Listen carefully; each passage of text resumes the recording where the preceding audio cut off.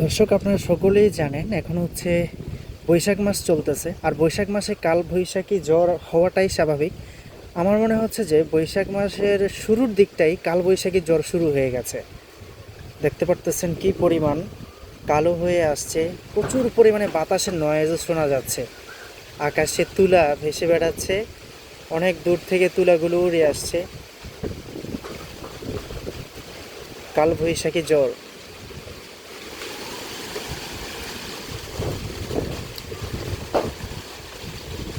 কালবৈশাখী জ্বর শুরু হয়ে গেছে, গাছ থেকে এখন আম পড়ছে। আমি ঠিক আম গাছের নিচে দাঁড়িয়ে আছি, এখান থেকে আম কুড়াবো ইনশাআল্লাহ।